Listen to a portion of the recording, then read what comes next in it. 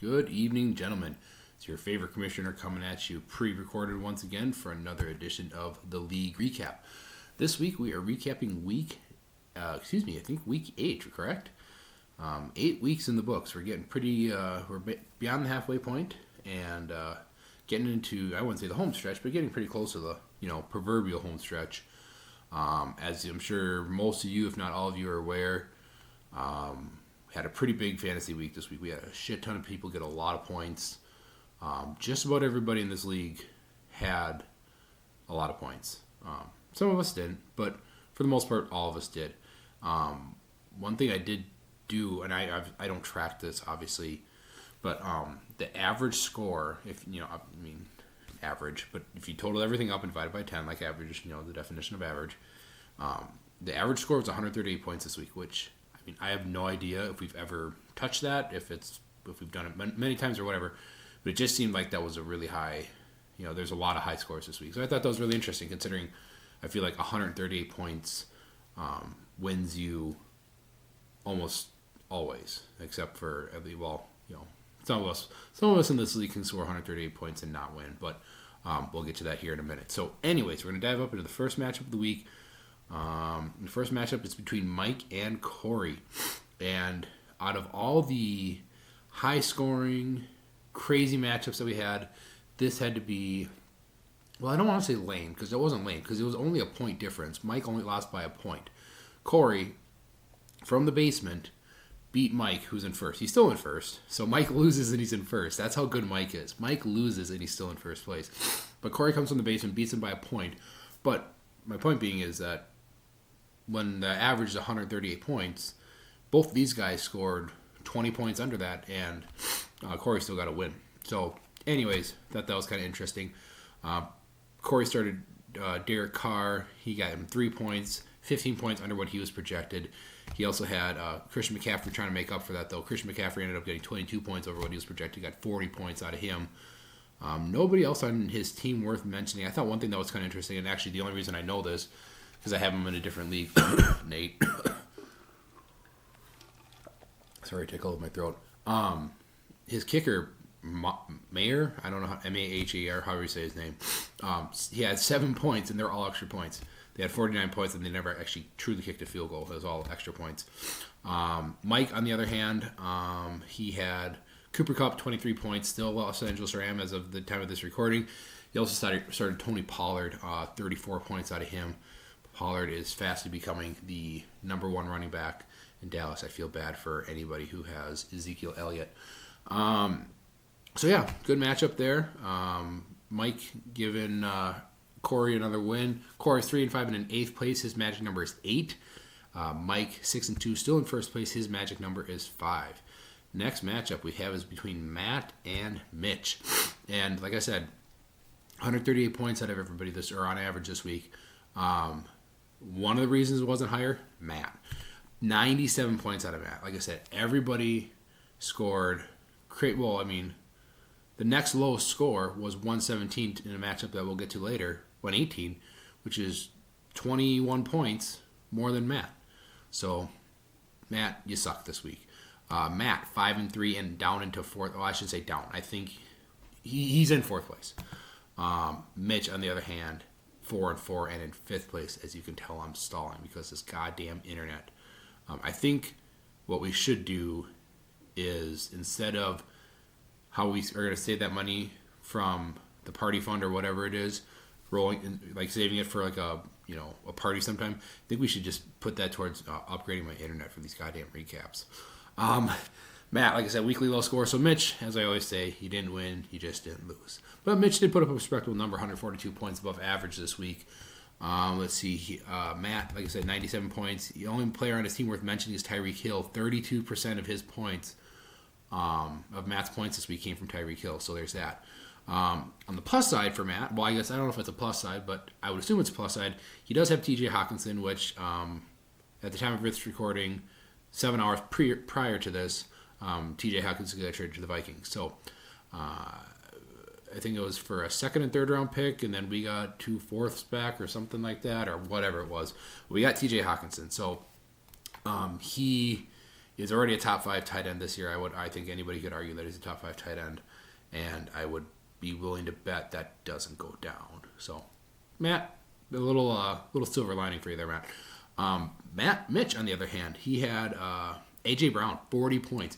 I think we had, for sure, 3, if not more, players get 40 points this week, which is, again, I don't keep track of that, but I gotta believe it's a record.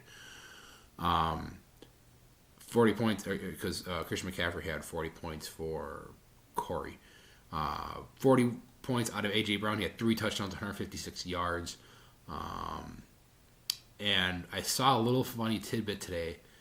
I guess I don't remember this, and maybe it's fake, but I'm pretty sure it was true because it was tweeted by somebody in the fantasy world who I respect very much so. Charge. It was that A.J. Brown was taking the pick after we took Irv Smith Jr. I don't know what year it was. Whatever. But I thought that was interesting. I did not know that. Maybe y'all did, and I just didn't.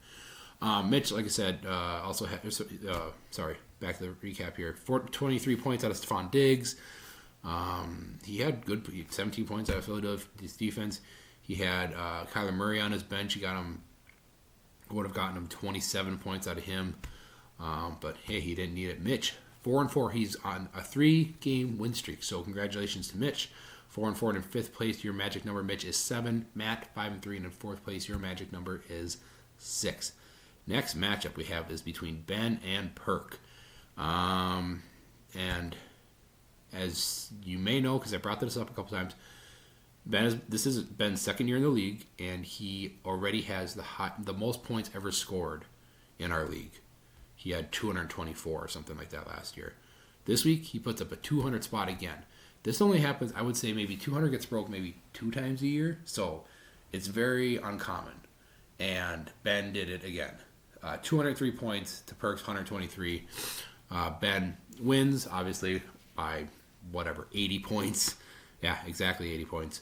4-4, and in 6th place for Ben. Perk still in the basement, still in the last place, 1-7, and in 10th place. Try clicking on him again. There we go. Ben. I did again. He had Tua 29 points. DeAndre Hopkins 24 points. He had Jacoby Myers 21 points. Nick Chubb 25 points. Alvin Kamara another 40-pointer, 43 points. Travis Etienne 25 points.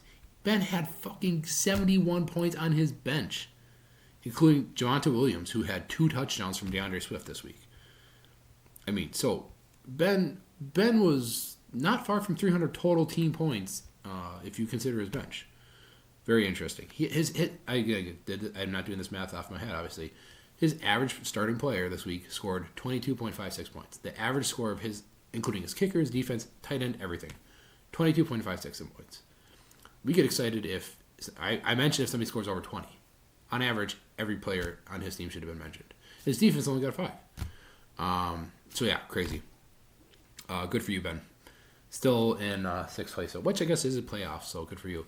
Perk, on the other hand, Dak Prescott, 26 points. He had 25 points out of Dalvin Cook. Dalvin finally showed up, or had another good game. I think that was his first 100-yard rushing game, I heard.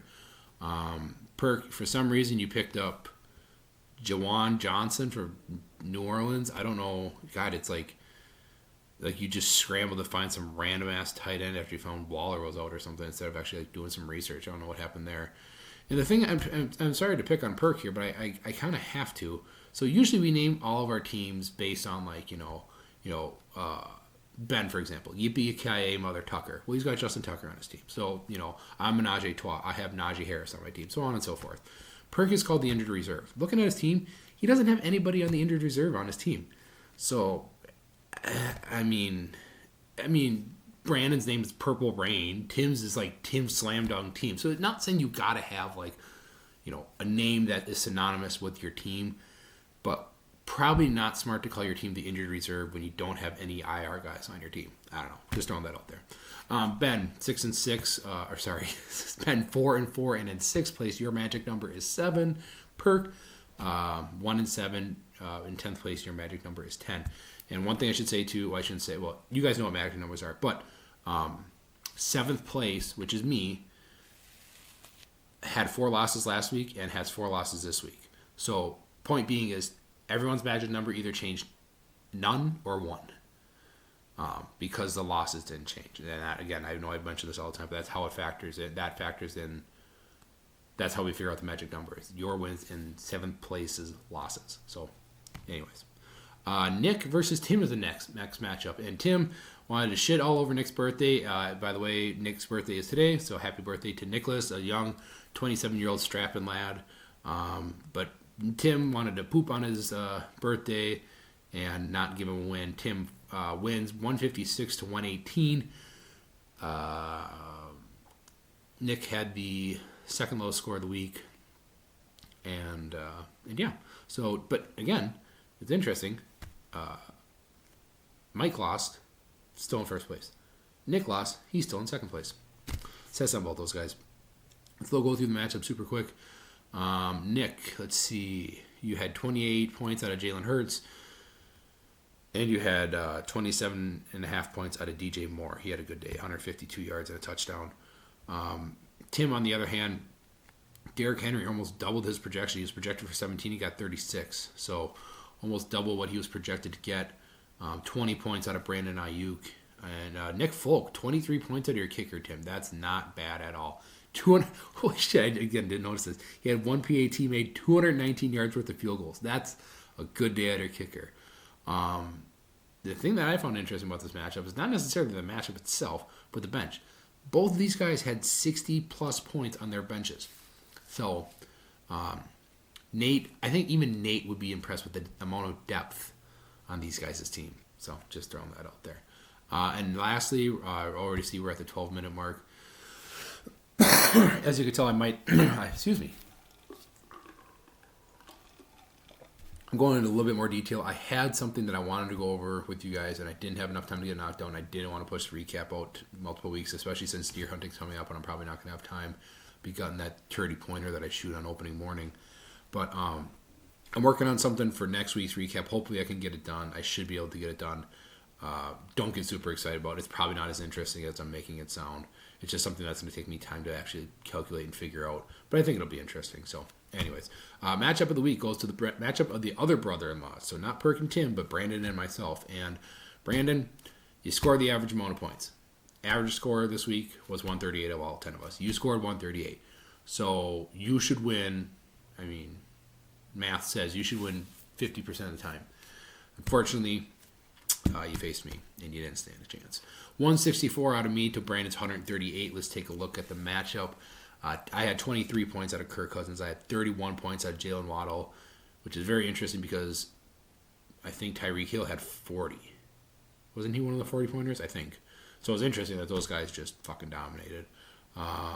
21 points out of Ramondre Stevenson. 23 points out of Amari Cooper. I not literally. My kicker had 9.7 points. Otherwise, all of my players got double-digit points. So, really, if you round up, which I usually do, all my players scored double-digit points. Brandon, on the other hand, had Lamar Jackson, 22 points. He had 32 points out of Devonta Foreman. Yeah. Or is it Deontay Foreman? Deontay? Which one is that? I can't remember. I know it doesn't matter now. Deontay Foreman. That's something I found interesting. Sorry. I just realized this. Nick, your magic number is 5. I'm sorry. Tim, your magic number is 6. I'm sorry. I did not say that. My apologies. Two things I found interesting about this matchup. One, Corey won with 119 points. Brandon scored 19 more points than Corey and lost. So, other thing that I found interesting, Brandon is on a 5-game losing streak. So, sucks to suck, buzzer. Yeah. That's all about worth mentioning. So, anyways, week 9 is on our hands.